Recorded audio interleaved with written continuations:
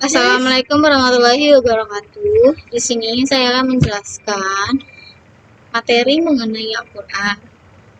Di materi ini terdapat pengertian Al-Quran, sejarah turunnya Al-Quran, nama-nama Al-Quran, dan masih banyak lain. Langsung aja kita ke pengertian Al-Quran. Al-Quran menurut bahasa berasal dari kata kerja qara yang berarti dia telah membaca. Dari pengertian itu, maka Quran berarti bacaan atau sesuatu yang dibaca dengan berulang-ulang. Makna Quran dari segi bahasa tersebut didasarkan pada firman Allah dalam Al-Quran surat Al-Qiyamah ayat 16-18. Selanjutnya, sejarah turunnya Al-Quran. Al-Quran mulai diturunkan di Mekah, tepatnya di Gua Hira pada tahun 610 Masehi dan berakhir di Madinah pada tahun 633 Masehi. Dalam jarak waktu kurang lebih 23 tahun beberapa bulan saja. Wahyu ilahi yang diturunkan sebelum hijrah disebut ayat Makkiyah yang merupakan 19/30 dari Al-Quran. Surat dan ayat-ayatnya pendek-pendek dan gaya bahasanya singkat padat atau ijaz.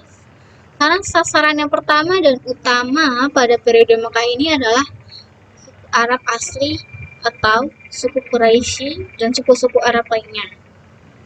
Nah, sudah tentu mereka paham benar akan bahasa Arab. Mengenai isi surat atau ayat pada umumnya berupa ajaran atau seruan bertauhid yang murni atau ketuhanan Yang Maha Esa secara murni dan juga tentang pembinaan mental dan akhlak. Adapun ayat Al-Quran yang diturunkan sesudah hijrah disebut surat atau ayat Madaniyah yang merupakan 11/30 dari Al-Quran. Surat dan ayat-ayatnya panjang dan gaya bahasanya panjang lebar dan lebih jelas karena sasarannya bukan hanya orang-orang Arab asli, melainkan juga non-Arab dari berbagai bangsa yang telah mulai banyak masuk Islam dan sudah tentu mereka kurang atau bahkan belum menguasai bahasa Arab. Mengenai isi surat-surat atau ayat Madaniyah pada umumnya berupa norma-norma hukum untuk pembentukan dan pembinaan suatu masyarakat atau umat Islam dan negara yang adil dan makmur yang diridhoi oleh Allah Subhanahu wa Ta'ala. Al-Quran mulai diturunkan kepada Nabi Muhammad pada malam Qadar tanggal 17 Ramadan pada waktu Nabi telah berusia 40 tahun bertepatan dengan 6 Agustus 610 Masehi. Ayat yang pertama turun adalah surat Al-Alaq. Ayat-ayat yang permulaan turun ini menunjukkan bahwa Al-Quran mengajak manusia untuk menguasai ilmu pengetahuan. Tema pembahasannya pun ilmu pengetahuan dan apa yang dibawanya dasar ilmu pengetahuan. Karena Allah mengajarkan manusia apa yang tidak diketahui. Selanjutnya, nama-nama Al-Quran. Terdapat 4 nama Al-Quran. Yang pertama yaitu Alkitab. Artinya buku atau tulisan. Arti ini untuk mengingatkan kaum muslimin supaya membukukannya menjadi buku. Al-Quran dalam arti kitab terdapat dalam beberapa ayat Al-Quran, diantaranya Quran surat Al-Baqarah ayat 2, surat ke-2. Yang kedua ada Al-Quran, artinya bacaan. Arti ini untuk mengingatkan supaya ia dipelihara atau dihafal bacaannya di luar kepala. Selanjutnya Al-Furqan atau tertib, artinya pemisah atau pembeda. Arti ini mengingatkan supaya dalam mencari garis pemisah antara kebenaran dan kebatilan. Yang terakhir, Az-Zikr, artinya ingat. Arti ini menunjukkan bahwa ia berisikan peringatan dan agar selalu diingat tuntunannya dalam melakukan setiap tindakan. Selain 4 nama-nama Al-Quran di atas, ada lagi beberapa nama bagi Al-Quran. Imam Suyuti dalam kitabnya Al-Itqan menyebutkan nama-nama Al-Quran diantaranya Al-Mubin, Al-Karim, Al-Qalam, dan An-Nur.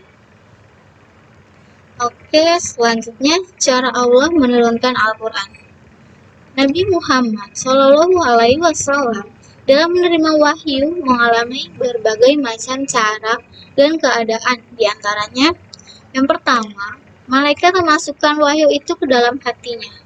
Dalam hal ini, Nabi Muhammad tidak melihat sesuatu apapun, hanya beliau merasa bahwa itu sudah berada saja dalam kalbunya. Mengenai hal ini, Nabi mengatakan, Ruhul Kudus mewahyukan ke dalam kalbu. Yang kedua, malaikat menampakkan dirinya kepada Nabi berupa seorang laki-laki yang mengucapkan kata-kata kepadanya, sehingga beliau mengetahui dan hafal benar. Yang ketiga, wahyu datang kepadanya seperti gemericing lonceng. Cara ini yang amat berat dirasakan oleh Nabi.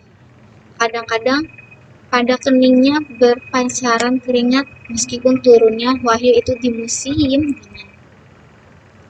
Dan terakhir, malaikat menampakkan dirinya kepada Nabi tidak berupa seorang laki-laki seperti keadaan yang berdua, tapi benar-benar seperti rupanya yang asli. Selanjutnya, fungsi Al-Quran. Al-Quran mempunyai 4 fungsi, yaitu untuk memantapkan iman Islam. Karena Al-Quran diciptakan untuk dibaca dan diamalkan dalam kehidupan sehari-hari. Dengan begitu kita langsung dan membentuk dan menetapkan iman kita. Fungsi yang kedua, penyempurna banyak kitab sebelumnya. Al-Quran itu bukanlah kitab pertama yang diturunkan ke bumi. Sebelumnya ada kitab Zabur dan Taurat yang diturunkan oleh para nabi sebelumnya. Yang ketiga, hukum dan tuntutan dalam menjalani hidup. Setiap umat Islam wajib berpedoman kepada Al-Quran dalam menjalani hidup. Kita ini mengatur semua yang berhubungan dengan kehidupan, termasuk perdagangan, zakat, pembagian harta, dan masih banyak lagi. Terakhir, menjawab masalah hidup. Ketika sedang dilanda masalah, berpalinglah kepada Allah Subhanahu wa Ta'ala. Dengan membaca ayat-ayat suci Al-Quran, setiap permasalahan hidup, Allah bisa solusinya ditemukan di Al-Quran. Demikianlah penjelasan materi. Terima kasih telah mendengarkan dan menonton video ini. Jangan lupa klik tombol like, comment, subscribe. Thank you. Assalamualaikum.